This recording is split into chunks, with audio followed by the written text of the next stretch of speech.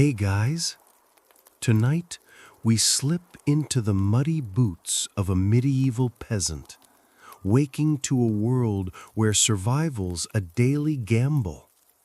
Picture it. You're curled up on a straw mattress, the air thick with the scent of damp earth and wood smoke. Roosters crow, but the dawn's gray light barely creeps through your hut's shuttered window. Your stomach growls. Yesterday's pottage was more water than barley. Outside, the village hums with the clatter of wooden tools and the distant bleat of goats. You're not just waking up. You're stepping into a life where one bad harvest, one angry lord, or one nasty plague could end you. Spoiler, you probably won't survive this, but let's try anyway. So before you get comfortable, take a moment to like the video and subscribe, but only if you genuinely enjoy what I do here. Drop a comment with your location and local time. I'm curious where you're drifting off from tonight. Now dim the lights, maybe turn on a fan for that soft background hum, and let's ease into tonight's journey together. You roll off your lumpy bed, the straw crackling under your weight, and pull on a rough tunic that's seen better days, probably inherited from some long-dead cousin.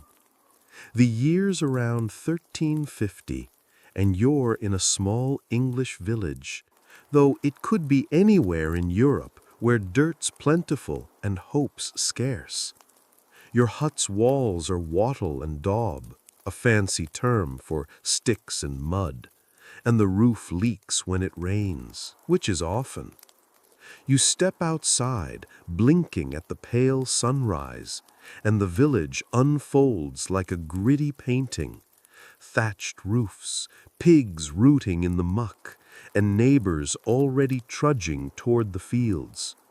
Your first task? Check the communal oven, where last night's bread, more grit than grain, is baking.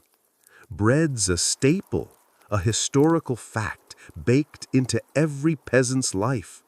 Records show villages often shared ovens to stretch meager flour supplies. But here's the quirky bit. You're not just eating bread, you're dodging the miller's tricks.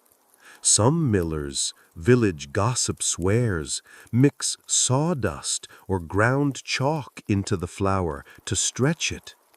No one's caught yours yet, but you eye the loaf suspiciously. Historians still argue whether millers were really this shady, or if peasants just loved a good scapegoat. Either way, you break off a crust, chew the gritty bite, and head out. Your day's survival hinges on the fields. But first, you pass old Agnes, who's muttering about a charm to ward off plague. Something about hanging a dead toad around your neck. You laugh, but quietly. Agnes is half mad, but she's outlived 3 husbands, so maybe she's on to something. The village is alive now. Kids chasing chickens, a cartwheel creaking as someone hauls manure. You're not free to dawdle. Your lord owns your labor, and slacking means trouble. You grab a hoe, its handle worn smooth by years of calloused hands, and join the stream of peasants heading to the fields. The air is damp, carrying the tang of turned soil and something fouler, probably the latrine pit nobody bothers to move. You're already calculating. If the barley crop holds, you might eat through winter. If not, well, you've seen what famine does. Last year, a neighbor's kid wasted away, too weak to cry by the end. You shake off the thought, but it lingers like the morning fog. Your life's a tightrope, and every step's a risk. The Lord's manor looms on the hill, a reminder of who calls the shots. You owe him days of work, plus a chunk of your harvest, if there is one. And whispers of plague are creeping in from the south, tales of whole towns rotting away. You don't know much, but you know fear. Still, you grip your hoe and march on, because standing still isn't an option. The sun's climbing, and the fields won't plow themselves. You're a peasant, and survival's your only job. Let's see how long you last. You're trudging toward the fields now, the morning mist clinging to your patched tunic like a second skin. The village fades behind you, its smoky haze giving way to the endless stretch of plowland. Your boots, more holes than leather, sink into the mud with every step, and the air smells of wet earth and something faintly sour, maybe last week's rain still rotting in the furrows. You're not alone. A ragged line of peasants fans out across the field, hoes and sickles glinting dully in the weak sunlight. This is your life, bound to the soil by the feudal system, a historical fact that chained millions like you to lords who barely know your name. You owe your lord 3 days of work each week, plus a share of your crops, assuming the weather doesn't betray you first. Your job today is plowing, and your hands ache just thinking about it. The plow's a beast, a heavy wooden frame with an iron blade that fights the earth like a stubborn mule. You share it with what? A neighbor whose cough sounds wetter every day. You both wrestle the thing through the sticky clay, cursing under your breath when it snags on a root. "Easier to plow the Lord's beard," Watt mutters, and you snort, joke number 1, because humor's the only thing keeping you sane. The Lord's manor, perched on its hill, watches over you like a hawk. If you slack, the reeve, his sniveling overseer, will dock your grain or worse, fine you a chicken you can't spare. Here's the quirky tidbit. Some peasants, desperate to dodge work, would bribe the reeve with ale or even a bit of stolen grain. Village whispers say your reeve once took a live goose to look the other way. Historians still argue whether these bribes were common or just tall tales spun by frustrated peasants. Either way, you're not risking it. You need every scrap of barley to feed your family. You lean into the plow, muscles burning, and try to ignore the ache in your back. The fields striped with furrows, each one a promise of bread, or a threat of starvation depending on the harvest. The sun's climbing, but it's no friend. It bakes the mud into hard clumps, making every step a battle. You glance at Watt, who's wiping sweat from his brow, leaving a smear of dirt like war paint. "Think the Lord ever plowed a field?" you ask, half joking. Watt grins, showing a gap where a tooth used to be. "Nay, his hands are too soft for aught but counting coin." That's 2 jokes, and the day's barely started. You keep moving because stopping means falling behind, and falling behind means the Lord's men will come knocking. You owe labor, tithes, even a tax for using the mill. Your whole world is a ledger, and you're always in debt. Across the field, you spot Marjorie, a widow who works harder than most men. She's sowing seed from a sack, her movements quick but precise, like she's dancing with the earth. You admire her, but you also pity her. Widows often lose their land to greedy lords, a fact as old as the hills. You wonder if she's hiding a few seeds to plant in secret, a trick some peasants use to keep a bit of crop from the Lord's grasp. You've thought about it yourself, but the risk of getting caught twists your gut. The reeve's got eyes everywhere, and the Lord's justice is swift, a flogging or a day in the stocks if you're lucky. The day drags on and your stomach's rumbling louder than the ox pulling a cart nearby. You've got a hunk of bread tucked in your belt, but you're saving it for noon, when you'll sit under a scraggly tree and pretend it's a feast. You glance at the sky, praying for rain to soften the soil, but not so much it drowns the seeds. Every day's a gamble, and you're no stranger to losing. Watt coughs again, and you wonder if it's just dust or something worse. Plague rumors are still just rumors, but they're creeping closer, like wolves circling a campfire. You shake off the thought and keep plowing, because the field doesn't care about your fears. It's just you and the dirt and the Lord's shadow stretching long across your life. You're back in the village now. The field's mud still caked on your boots, but a new dread settles over you like the evening fog. Whispers have turned to shouts. The Black Death is here.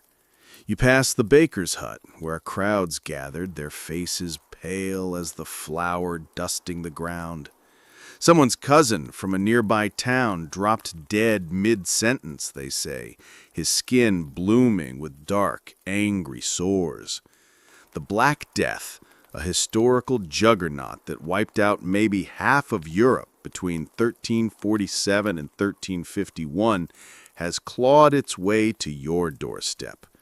You pull your tunic over your nose as if that'll stop the invisible killer stalking the air. Spoiler, it won't.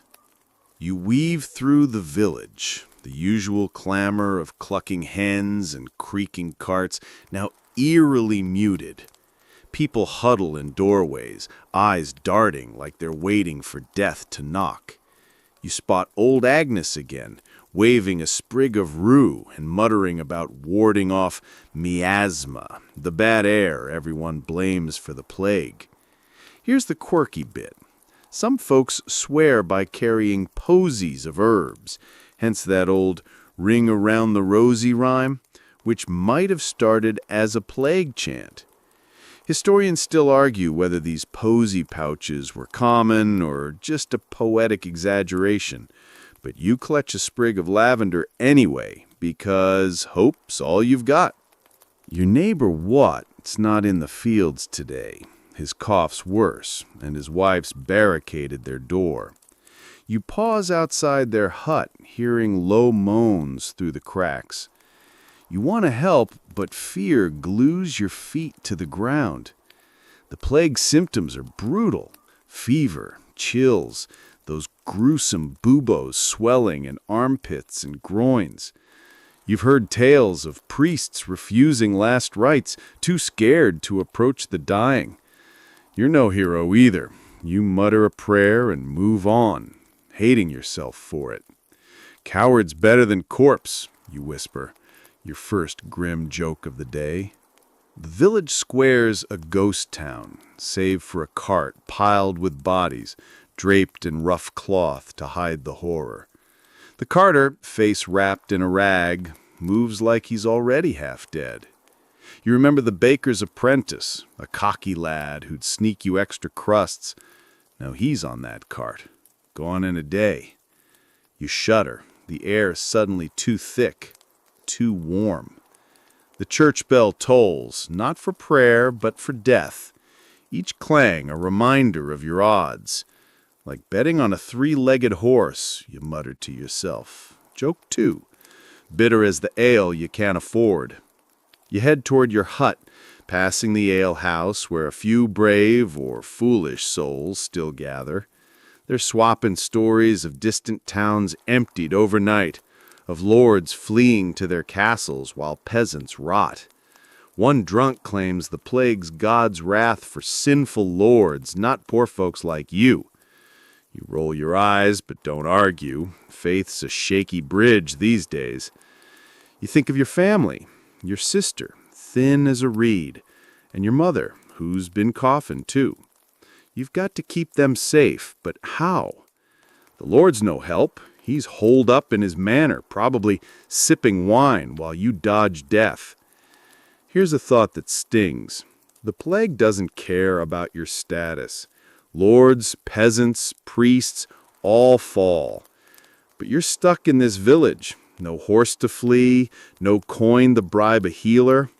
You've heard of plague doctors in far-off cities with their creepy beak masks stuffed with herbs, but none visit here. You're on your own, and the fear's like a stone in your gut. You pass a child drawing in the dirt, oblivious to the chaos. At least someone's having fun, you mutter. Joke 3, though it barely lands. The sun's dipping now, casting long shadows that feel like the plague itself stretching toward you. You hurry home, praying your door's still a barrier between you and the darkness creeping closer. You're holed up in your hut now, the door barred with a warped plank, as if that'll keep the plague at bay. The air inside is stale, heavy with the scent of boiled cabbage and the faint mildew of your straw bed. Outside, the village feels like it's holding its breath. Fewer voices, fewer footsteps, just the occasional wail or the creak of the death cart. You're trying to protect your family, but the Black Death doesn't knock politely. Your mother's cough is worse, and your sister's eyes are wide with fear. You're desperate for a cure, any cure, and the village is buzzing with bizarre remedies. This is 1350, and medicine's more guesswork than science.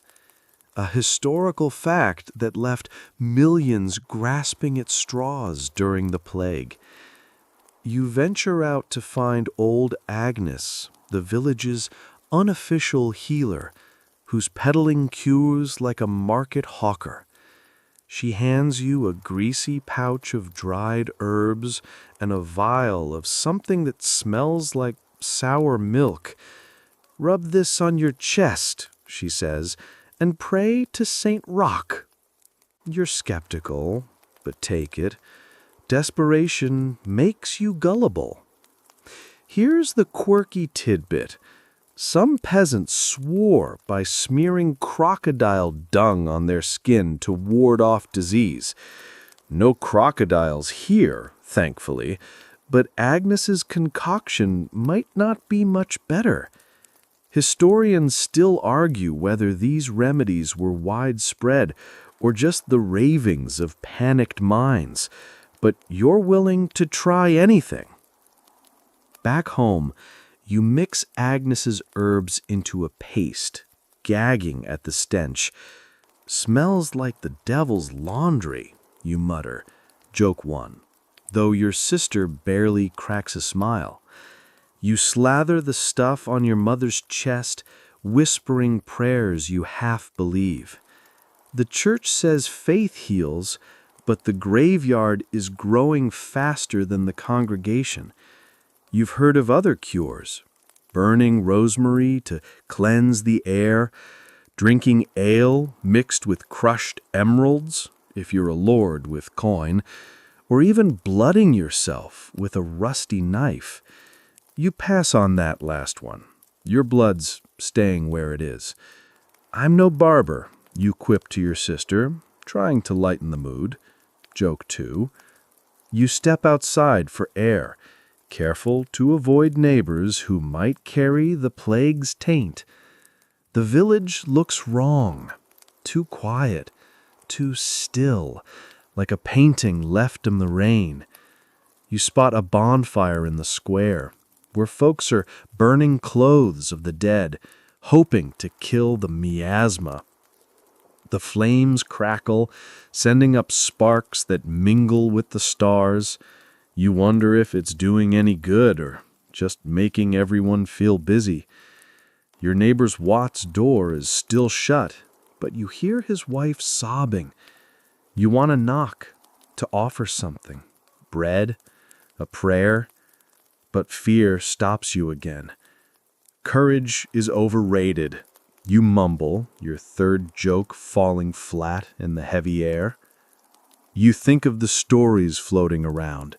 A monk in a nearby town who survived by sealing himself in a barrel, only emerging when the plague passed. Sounds like a tall tale, but you're tempted to try it. Your hut's no barrel, though, and you've got no wine to pass the time. Instead, you boil water, hoping heat kills whatever's lurking. You've heard the plague spreads through touch, air, maybe even bad thoughts. Nobody agrees. The local priest says it's God's punishment, but you're not sure what you did to deserve this. Maybe you stole an extra turnip last harvest. You shake your head, trying to focus. Night falls, and you light a rushlight, its weak flame flickering like your hope. Your mother's breathing is shallow, and you're out of ideas. You whisper to your sister about fleeing to the woods, but where would you go? The plague is everywhere, like a shadow you can't outrun. You lie on your straw bed, staring at the roof's leaks, and wonder if tomorrow will bring relief or ruin. For now, you hold on to Agnes's smelly herbs and a sliver of faith, because giving up isn't an option. Not yet. You're scrounging in the dim light of dawn, your stomach snarling louder than the village dogs. The fields, usually your lifeline, are a sorry sight. Wilted stalks and barren patches where barley should be thriving. Famine's here, a historical beast that struck medieval Europe hard, especially after bad harvests in the early 14th century. The plague's shadow still looms, but hunger's the louder threat today. You rummage through your hut's meager stores, a half-rotten turnip, some moldy oats, and a crust of bread hard as stone. Your sister's so thin her cheekbones jut like plow blades, and your mother's too weak to sit up. You've got to find food, or you're all done for. You head out, eyes scanning the ground for anything edible, maybe wild nettles, dandelions, maybe a forgotten carrot in someone's garden. The village feels hollow. Half the huts are empty now, their owners dead or fled. You pass the mill, its wheel creaking but grinding nothing. There's no grain to mill. Here's the quirky bit. Some peasants, in desperation, ate grass or boiled shoe leather into a grim soup. Historians still argue whether these were rare acts of madness or common last resorts, but you're not there yet. You spot a patch of sorrel and yank it up, roots and all. Better than leather stew, you mutter. Joke one, though it's more truth than humor. You try the forest next, a risky move, since it's the Lord's land and poaching could cost you a hand, but hunger's a sharper blade. You creep through the underbrush, the air damp with moss and decay, listening for game. A squirrel darts by, too fast to catch, and you curse your empty hands. You've heard of peasants trapping rats in lean times, but your stomach churns at the thought. Rather kiss the reeve's boots, you grumble. Joke too, picturing that weasel-faced overseer. Instead, you find a few mushrooms, hoping they're not the kind that make you see demons before killing you. You tuck them in your tunic, praying you guessed right. Back in the village, you hear whispers of a neighbor who hoarded grain and got caught. The Lord's men stripped his hut bare and left him in the stocks. You feel a pang of guilt. You've hidden a few handfuls of oats yourself, buried under the floor. But you're not sharing, not with your family fading. The church preaches charity, but survival's a selfish game. You pass the baker's wife, bartering a loaf for a tattered cloak. You've got nothing to trade, so you keep moving, eyes on the ground. A kid runs by chasing a skinny hen, and you half wish you could join him. At least he's got a plan, you say under your breath. Joke 3, dry as the cracked earth. The sun's high now, and you're sweating despite the chill. You try the riverbank, hoping for fish, but the water's low and all you find is a dead eel, bloated and stinking. You leave it, though you're tempted. You think of the Great Famine of 1315 to 1317, tales your grandfather told of whole villages eating their seed grain, dooming the next harvest. You're not that desperate yet, but the line's getting blurry. You spot a patch of crow pecking at something in the mud, a scrap of rind, maybe cheese. You scare it off and grab the prize, wiping off the worst of the dirt. It's barely a bite, but it's something. You head home, your haul pitiable. Sorrel, mushrooms, a grimy rind. Your sister's eyes light up, but your mother doesn't stir. You boil the sorrel with the oats, stirring in the rind for flavor, if you can call it that. The mushrooms you save, still unsure if they're poison.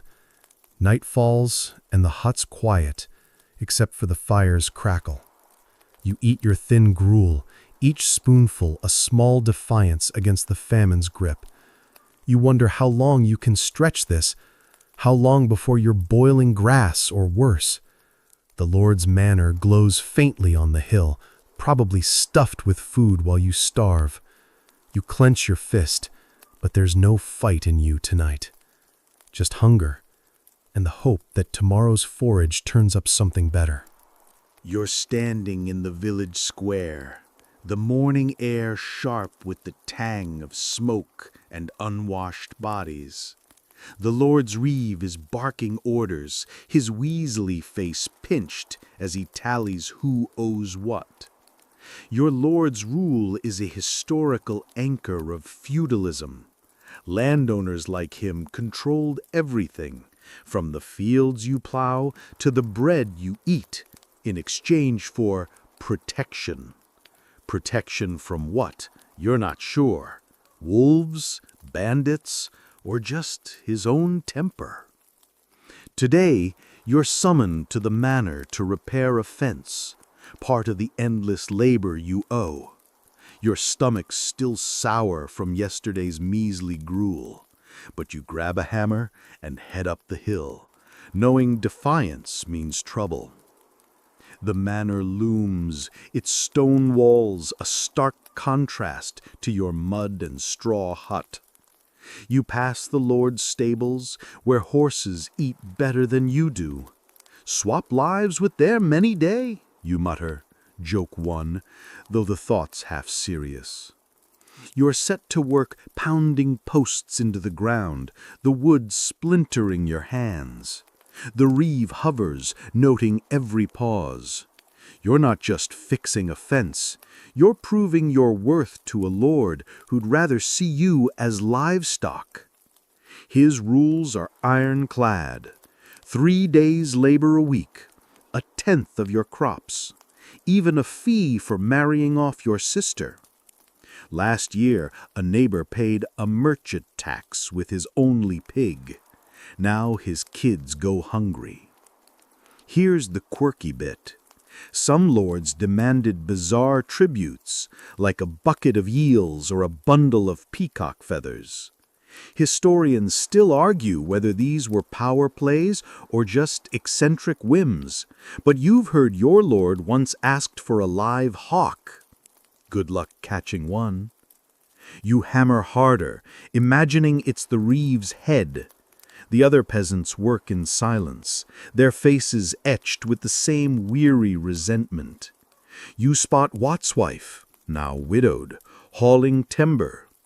She's free of Wat's debts, but not the Lord's grip. Widows often lose land unless they remarry fast. You give her a nod, but there's no time for talk. The sun climbs, and you're back screaming. The reeve snaps at a lad who drops a post, threatening a fine. You keep your head down, but anger simmers. The Lord's in his hall, probably feasting on venison while you're dreaming of turnips. Bet he chokes on a bone, you whisper to the lad, earning a quick grin before the reeve glares. You're not free to leave until the fence is done, and the hours drag like a plow through clay. Your mind wanders to the plague, still lurking, and the famine gnawing at your village. The Lord's granaries are full, but he's not sharing. You've heard of villages where peasants begged at the manor gates, only to be whipped for vagrancy. You finish the fence as dusk settles, the manor glowing with candlelight while your hut stays dark. The reeve dismisses you with a grunt, and you trudge home, hands blistered. You pass the church, where the priest's sermon yesterday blamed your sins for the famine. You're tempted to point out the Lord's sins seem well fed. Hypocrisy's a fine crop, you mutter, bitter as the wind. Back home, your sister's boiling nettles, and your mother's still weak, her cough a quiet threat. You hand over a splintered stick from the manor's woodpile, stolen technically, but you need kindling. The Lord's reach is long, but so is your will to survive. You eat your watery meal, staring at the fire, and wonder how much more you can give before there's nothing left. The manor's shadow feels heavier tonight, but you're not broken, not yet. You're lingering in the village square, the morning air thick with the smell of damp straw and last night's bonfire. The plague's grip has loosened, but the village is still a ghost of itself. Empty huts, silent fields, and faces carved with worry. You're fetching water from the well when you overhear a knot of neighbors whispering, their voices low and sharp. Gossip's the lifeblood of this place, a way to survive the drudgery. And today it's buzzing with tales of rebellion and odd superstitions. The historical reality is that peasant unrest simmered across Europe in the 14th century, especially after the Black Death slashed populations and left lords scrambling to control survivors like you. You lean closer, bucket sloshing, as old Agnes spins a yarn about a nearby village where peasants burned their lord's barn over a new tax.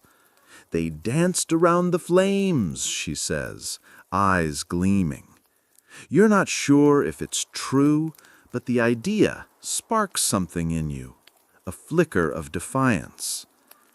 Here's the quirky tidbit.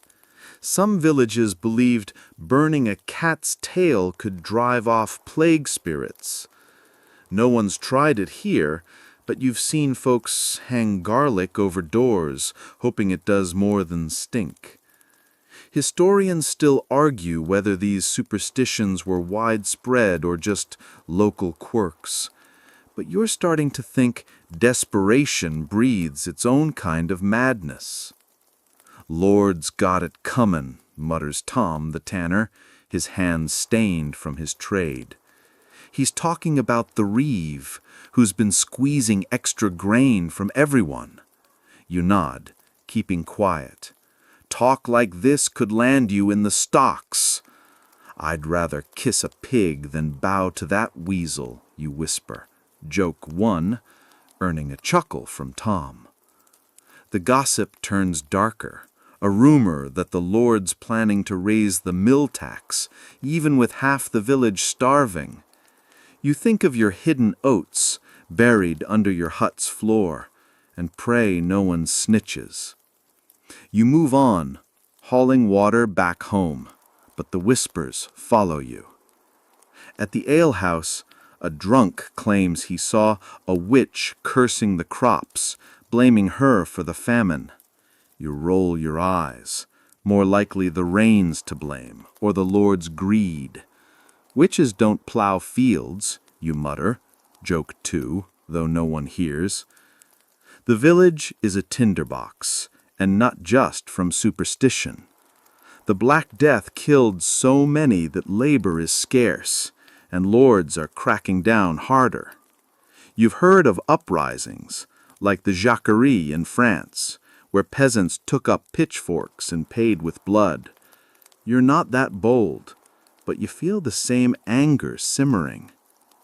Back at your hut, your sister's mending a torn tunic, her fingers quick despite her hunger.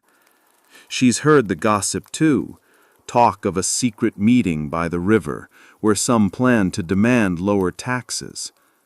You're torn. Join them and risk the Lord's wrath, or stay safe and keep scraping by? The church preaches obedience, but the priest is eating better than you are. You think of Agnes's cattail nonsense and laugh grimly. Maybe we should burn the Reeves hat instead, you say to your sister, joke 3, and she actually smiles. You sit by the fire, stirring a thin pottage, and wonder if rebellion is just a dream or a spark that could catch. The village feels alive with secrets tonight, and you're part of them, whether you want to be or not. You're trudging to the village church, the bell's dull clang pulling you like a leash. It's Sunday, and skipping Mass isn't an option, not with the priest's eagle eye and the Lord's men sniffing for disobedience. The air's crisp, smelling of frost and the faint rot of autumn leaves. The church, a squat stone building with a sagging roof, looms at the village's heart, its stained glass glinting despite the grime. In medieval Europe, the Catholic Church was a historical cornerstone, shaping every aspect of peasant life, from cradle to grave. You shuffle inside, your patched tunic itching, and squeeze onto a bench among neighbors who smell as bad as you do. Faith's your anchor, but fear's the real preacher today. The priest drones on about sin, his voice echoing off the cold walls. He says the plague and famine are God's wrath for your wicked ways. Probably that time you snuck an extra apple. You roll your eyes, but keep it subtle. The priest's quick to name heretics. Here's the quirky bit. Some villagers swear the church's holy water cures plague, and a few sneak sips from the font when no one's looking. Historians still argue whether this was blind faith or a desperate grab for hope.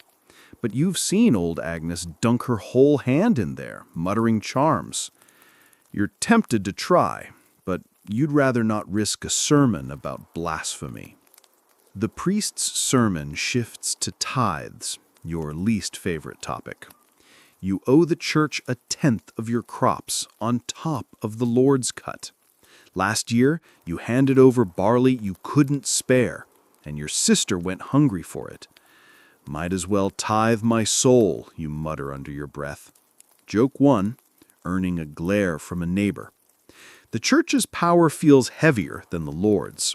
At least you can curse the reeve in private. Here, God's watching, or so the priest claims. You glance at the crucifix, wondering if Jesus ever dealt with a reeve like yours. Mass drags on, and your knees ache from kneeling on the stone floor. The priest sprinkles holy water, and you flinch as it hits your face. Cold, but no miracle cure. You think of Watt's widow, sitting a few rows back, her face hollow. She's here because skipping Mass means suspicion, maybe even accusations of witchcraft. The church loves its rules, and you're all caught in them. Easier to herd sheep than please this lot, you whisper to your neighbor. Joke 2, and he stifles a laugh. You're supposed to feel saved, but all you feel is the weight of another day's survival. As you leave, you pass a beggar by the church door, his hands outstretched. You've got nothing to give, but guilt stabs you anyway. The priest's still preaching charity from his warm rectory, probably eating roast mutton while you boil nettles. You think of the gossip by the well, talk of rebellion, of questioning the Lord, and maybe even the church. It's dangerous, but the thought's a spark in your chest. God's got enough coin without mine, you mutter, quiet enough to stay safe. You head home, the church's shadow trailing you at the door. Your mother's cough greets you, and you wonder if faith's enough to keep her alive. The priest says pray harder, but you're starting to think survival's on you, not heaven. You're huddled in your hut, the wind howling outside like a pack of wolves circling for scraps. Winter's clamped down hard, its icy fingers sneaking through the cracks in your wattle and daub walls. The fire's a pitiful flicker, barely warming the room, and the air smells of damp straw and the sour tang of your last onion. Medieval winters were a historical gauntlet for peasants. Months of brutal cold often meant starvation, especially after a poor harvest. Your food stores are nearly gone. A sack of shriveled turnips, a handful of oats, and that questionable mushroom you're still too scared to eat. Your mother's wrapped in a threadbare blanket, her cough rattling like stones in a bucket, and your sister's rationing the firewood like it's gold. You step outside, breath clouding in the frigid air, to check your traps. The forest's off limits, Lord's land as always, but you're desperate. Snow dusts the ground, crunching under your boots, and the village is quiet, save for the creak of frozen shutters. Here's the quirky bit. Some peasants believed eating snow could fill your belly, a trick you tried once as a kid until it left you shivering for days. Historians still argue whether this was a widespread myth or just a sign of how grim things got. You find your trap empty, not even a scrawny rabbit. Might as well trap the wind, you mutter, joke one, though the cold steals your laugh. Back in the village, you see neighbors bartering what little they have, a clay pot for a scrap of wool, a bone needle for a crust of bread. You've got nothing to trade, so you head to the communal woodpile, hoping to borrow a log. The Reeves men patrol even in winter, but you're quick, tucking a splintered branch under your tunic. Stealing's a risk, but freezing is a certainty. You think of last winter, when old Agnes's son died, too weak to fight the cold. Lord's got fires big enough for a dragon, you grumble. Joke two, picturing the manor's roaring hearths while your hut stays icy. You trudge home, the branch poking your ribs. Your sister's boiling a broth of turnip peels and a pinch of oats. Barely food, but it's warm. You split the log, feeding the fire, and the room fills with a faint, smoky warmth. Your mother stirs, asking for water, and you fetch it from the bucket, ice already forming on top. You're rationing everything now. Food, wood, hope. The church says God provides, but you're starting to think he's forgotten this village. You remember the gossip about rebellion, whispers of peasants refusing to pay the Lord's tithes. It's tempting, but winter's no time for heroics. Rebellion won't fill the pot, you mutter to your sister. Jote 3, and she nods, too tired to smile. Night falls early, the sky a heavy gray. You lie on your straw bed, listening to the wind and your mother's cough. The famine's still biting, and the plague's shadow lingers. Watt's widow told you another neighbor fell sick yesterday. You pull your thin blanket tighter, wondering how long you can stretch your supplies. The Lord's manor glows faintly on the hill, a mocking reminder of warmth you'll never touch. You think of that snow-eating myth again and shake your head. Survival's about outlasting, not outsmarting this winter.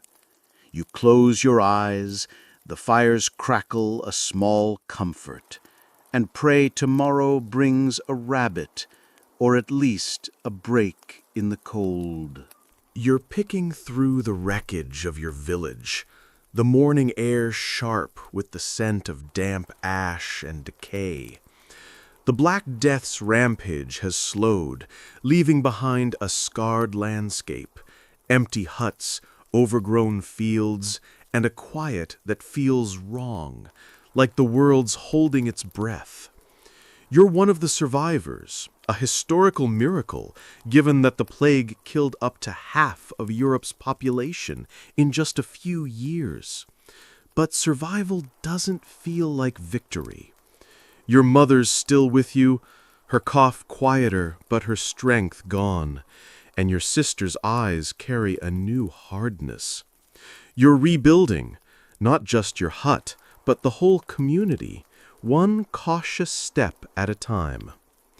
You start by patching your roof, weaving straw to plug the leaks that let winter's bite in. The village is stirring again. Neighbors barter tools, share seeds, even laugh sometimes, though it's brittle. You join a group clearing a field, pulling weeds and burning dead stalks. The work's grueling, but it's a start. Here's the quirky bit. Some survivors swear the plague spared those who slept with onions under their pillows, claiming the smell drove off miasma. Historians still argue whether this was widespread folklore or just a few eccentrics, but you've seen onions tucked under beds in half the huts. You stick to hard work, not vegetable charms. Onions for soup, not salvation, you mutter. Joke one, earning a grin from a neighbor. The Lord's manor still looms, but his grip's weaker. Too many laborers died, and he needs you now more than ever. You hear whispers of peasants demanding better terms, less labor, lower tithes. It's bold, and you're tempted to join. But the Reeve's still watching, his ledger hungry for your mistakes. You focus on the field, your hoe striking earth that's finally thawing. You think of Watt, gone to the plague, and his widow, now planting alone. You share a handful of your precious barley seeds with her, a small defiance against the Lord's greed. Better than feeding his pigs, you say, joke two, and she nods, grateful. The church is busy again, preaching renewal, but you're wary. The priest claims the plague's end is God's mercy, yet he's still collecting tithes from half-starved survivors. You attend Mass to avoid trouble, but your faith is as thin as your pottage. You notice fewer villagers swallowing the priest's words whole. Hardships made you all skeptics. You pass old Agnes, who's back to selling herbs, claiming her rue bundles saved her. You roll your eyes, but buy one anyway. It's cheaper than hope. Might ward off the Reeve, you quip, and she cackles. By dusk, you're back home, stirring a pot of barley and nettle soup. Meager, but it's food. The village feels fragile, like a cracked bowl, but it's holding together. You talk with your sister about planting more, maybe hiding a small patch from the Lord's tally. The plagues taught you one thing: survival's a collective fight. You look out at the fields where green shoots are poking through and feel a flicker of something. Maybe not hope, but defiance. The Lord, the church, the plague, they've taken so much, but you're still here, rebuilding. Tomorrow you'll plant again, and maybe, just maybe, you'll outlast them all. You're trudging through the village, the spring mud sucking at your boots, a worn sack slung over your shoulder. The fields are showing green, a fragile promise after the plague and famine, but the Lord's shadow looms larger than ever. Today's a reckoning day, tax collection, and the Reeves in the square, his ledger open like a vulture's beak. Feudal taxes or a historical chokehold, bleeding peasants dry with tithes, rents, and random fees for everything from grinding grain to breathing the Lord's air. You've got a few handfuls of barley and a single hen to offer, but it's never enough. Your stomach's knotted, not just from hunger, but from the fear of losing what little you've rebuilt. The Reeves men are everywhere, poking into huts, tallying crops, even counting chickens. You pass Watt's widow, her face tight as she hands over a sack of grain, her last, you'd bet. The Reeves smirks, and you clench your fists, imagining them around his scrawny neck. Easier to tax the wind, you mutter. Joke one, though it's more snarl than jest. Here's the quirky bit. Some lords demanded a Harriet, a tax where a dead peasant's family surrendered their best animal. Your neighbor lost his only cow when his father died, leaving his kids to starve. Historians still argue whether Harriets were enforced everywhere or just in greedy fiefs. But you know your lord loves his dues. You reach the square, where the Reeve eyes your sack like it's a personal insult. You hand over the barley, keeping your face blank, but you've hidden a few handfuls under your hut's floor. Your old trick, riskier now with the Reeves men sniffing around. He demands your hen, too, and you grit your teeth as you pass it over, its feathers ruffling in protest. Hope it pecks his eyes out, you whisper to a neighbor. Joke two, earning a stifled laugh. The Reeve scribbles in his ledger, muttering about the Lord's need for order. You wonder if order means his full belly, while yours stays empty. You slip away, dodging a tax collector hassling a widow for her last pot. The village buzzes with quiet anger. Everyone's hiding something, a few turnips here, a sack of oats there. You've heard of peasants caught cheating taxes. One got his hand crushed in a mill as punishment. You shudder, but hiding food is the only way to survive. The church isn't helping. It's collecting its own tithe, and the priest's sermons about obedience sound hollow when his robes are cleaner than your whole family's. You pass old Agnes, who's muttering about a charm to curse tax collectors. Wish she'd curse the whole manor, you say under your breath.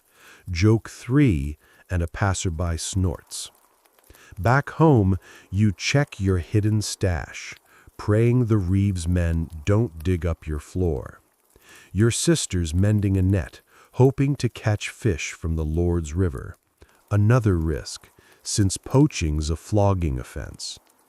You think of the gossip about rebellion, stronger now after the plague left the Lord short-handed. Some say peasants in a nearby village refused to pay and drove the Reeve out with pitchforks. You're not that brave, but the thought warms you like a fire. You sit by your own weak flames, sharing a thin broth with your mother, who's eating a bit more now.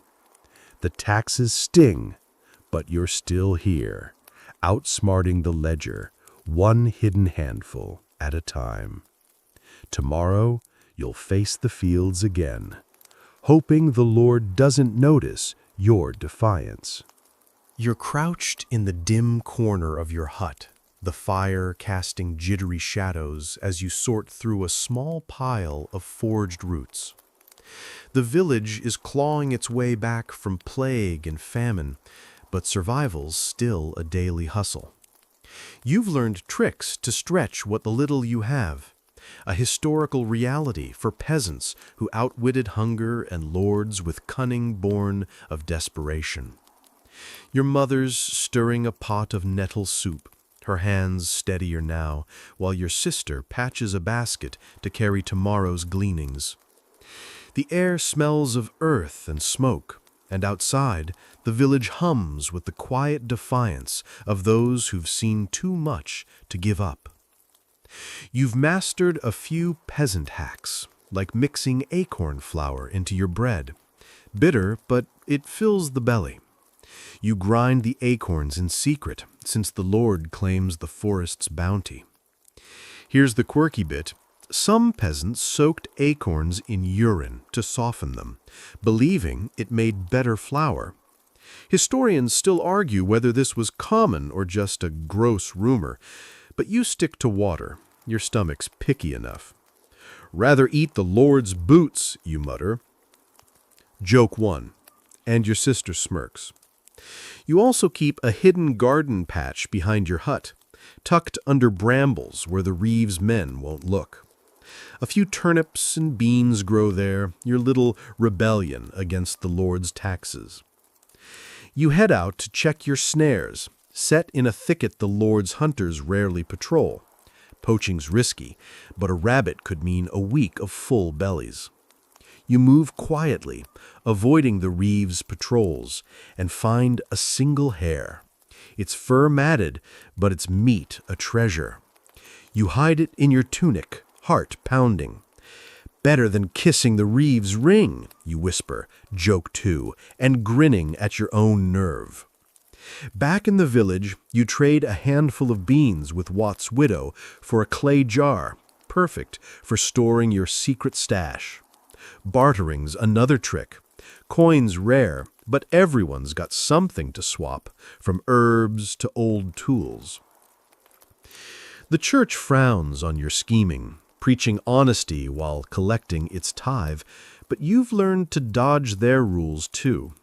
You slip a few grains into the tithe sack, but keep the best hidden, buried under your floorboards like your oats. You think of old Agnes, who taught you to dry nettles for winter broth, a lifesaver when the snow comes. She also swears by a charm of knotted string to confuse tax collectors. You're skeptical, but tie one anyway, looping it around your wrist. Might as well charm the moon, you say to your mother, joke 3, and she shakes her head, amused. By dusk, you're back home, skinning the hare with a flint knife. The village feels alive again. Neighbors sharing tricks over low fires, how to fake a bad crop to fool the Reeve, or how to brew weak ale from leftover grain. You've heard of peasants mixing dirt into their tax sacks to make them look fuller. Risky, but tempting. The Lord's manor still looms, its lights mocking your hunger. But you're outsmarting it, one snare, one hidden patch at a time. You sit with your family, the hare's meat simmering, and feel a spark of pride. The Lord may own the land, but you're claiming your survival, clever and quiet, like a fox in the shadows. You're weaving through the village, the air buzzing with something rare. Excitement. It's a festival day, a brief reprieve from the grind of fields, taxes, and lingering plague fears.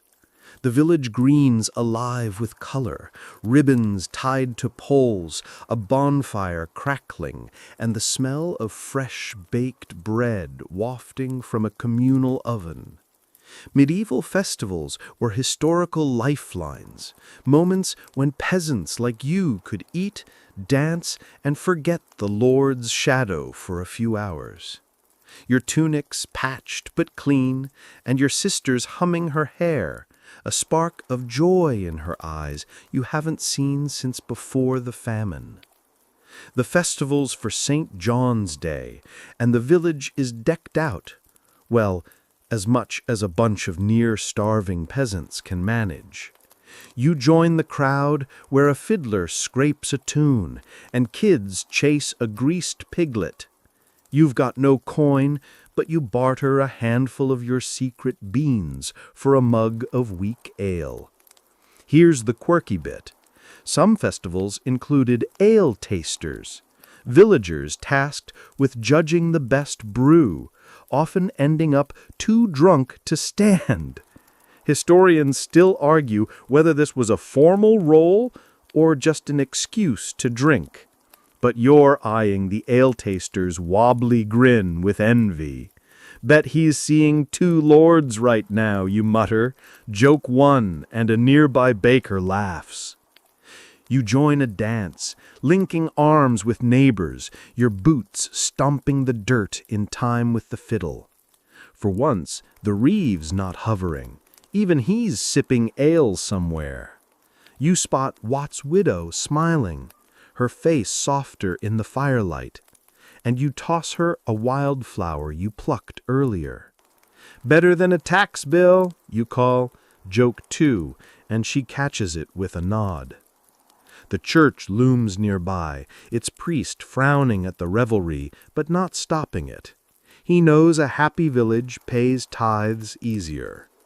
You're not fooled.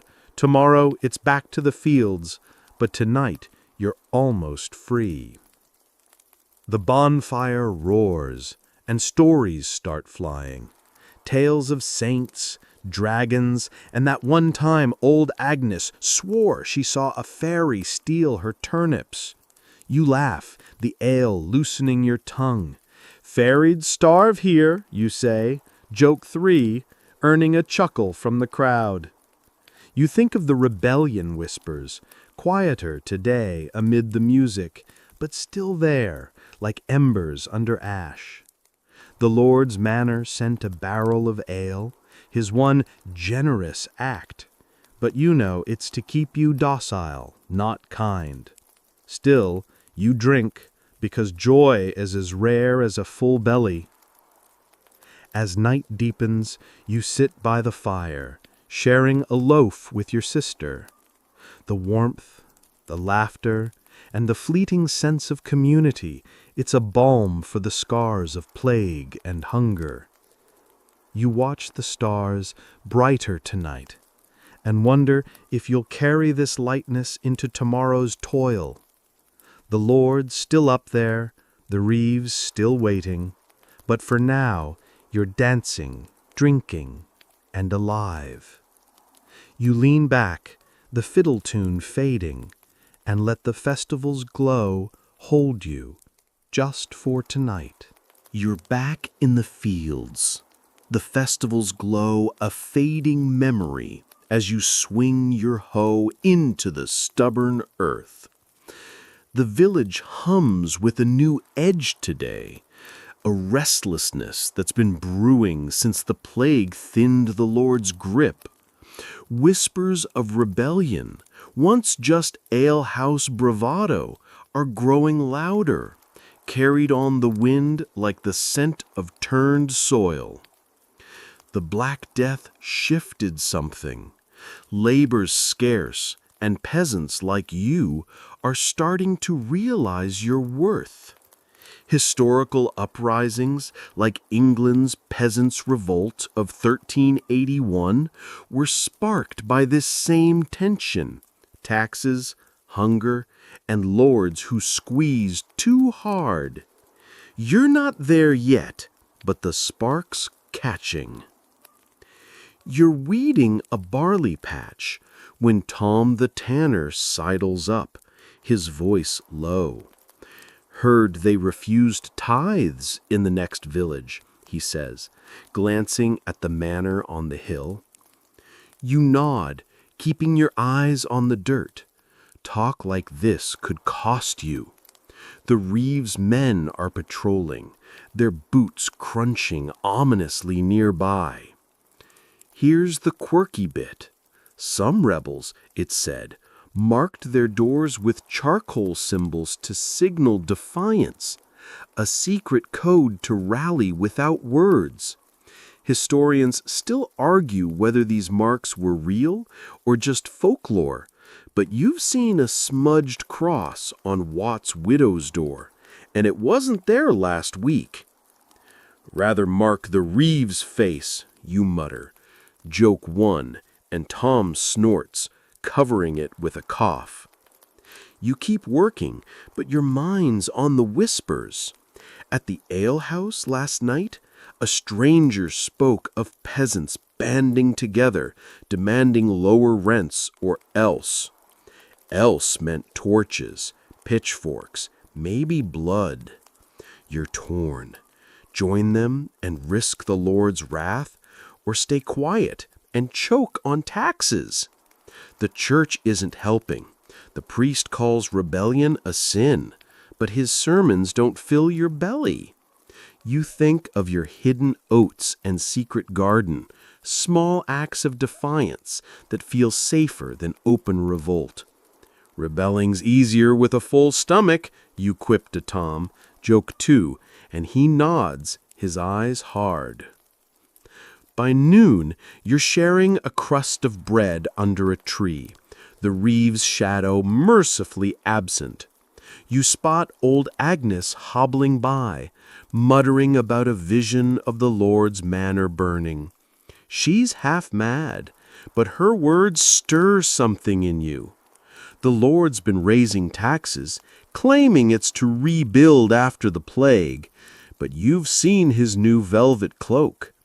You clench your hoe, imagining it splintering his gate. Better than splintering my back, you whisper, joke 3, though it's more truth than jest. The village feels like dry tinder, one spark from catching fire. You're not leading the charge, but you're listening, watching, waiting. As dusk falls, you head home, passing a group of men by the river, their heads bent in quiet talk. You don't join them, but you catch words like freedom and enough. Your sister's waiting, stirring a thin pottage, and you tell her about the rumors. Her eyes flash. She's young, but she's seen enough to hate the Lord too. You think of the festival, how it felt to laugh, to feel human. That spark's still there, buried under the weight of the manor's shadow. You lie on your straw bed, the night heavy with possibility, and wonder if you'll stay quiet or add your voice to the growing unrest. You're standing in your hut's doorway, the dawn light soft but cold, painting the village in pale gold. The fields stretch before you, green with stubborn shoots that defy the plague, famine, and the Lord's endless demands. You've survived. Barely. Through disease, hunger, and the manor's shadow. And there's a quiet strength in that. Medieval peasants, a historical backbone of Europe, endured by sheer resilience, rebuilding lives from ashes time and again. Your mother's cough is softer now. Your sister's planting seeds in your secret garden, and you're still here, battered but unbroken. Hope's a fragile thing, but it's rooting in you like those barley stalks. You step outside, the air carrying the scent of dew and distant wood smoke. The village is stirring. Neighbors barter, repair roofs, share hushed plans to outwit the reeve. Here's the quirky bit. Some peasants believed planting beans under a full moon brought luck, a superstition you've tried once or twice. Historians still argue whether these rituals were widespread or just village quirks. But you've got a bean patch thriving, so maybe there's something to it. Better than praying to the Lord's purse, you mutter. Joke 1, and your sister, nearby, smirks. You head to the fields, your hoe a familiar weight. The rebellion whispers are still there, quieter now, but steady, like a pulse. You're not storming the manor yet, but you're hiding extra grain, sharing tricks with Watt's widow, and eyeing the reeve with less fear. The Lord's power feels shakier, labor scarce, and he needs you more than you need him. You think of the festival, the laughter, the fleeting joy that reminded you life's more than toil. Lord can't tax a smile, you quipped to a neighbor. Joke 2, earning a nod. The church bell rings, calling you to Mass, but you're slower to kneel these days. Faith's still there, but it's tangled with doubt. The priest's full belly doesn't match his sermons. You pass old Agnes, who's tying her knotted strings, claiming they'll keep the harvest safe. You don't believe it, but you take one anyway, tucking it in your tunic. Might keep the reeve's nose out, you say. Joke 3, and she cackles. The village feels different now. Not just surviving, but pushing back, quietly, cleverly, together. As the sun climbs, you work the fields, your hands steady despite the scars of hunger and loss. You think of the plague's terror, the famine's bite, the Lord's greed, and you're still standing. You share a waterskin with a neighbor, talk of next year's planting, and feel a spark of something bigger. The manor's still there, but so are you, and you're learning to bend without breaking. Now let's ease you into sleep, your mind drifting like a leaf on a quiet stream. Picture the village at dusk, the sky a soft purple, the fields whispering with evening breeze. You're sitting by your fire, its glow warm against your skin, the crackle a gentle lullaby. The Lord's shadow feels far away now, the reeve's ledger just a distant scratch of quill. Your mother's breathing is steady, your sister's humming a tune from the festival, and the world feels softer, kinder. You've carried so much, plague, hunger, fear, but you're still here, strong as the roots in your secret garden. Let the weight of the day slip off, like mud from your boots after a long walk.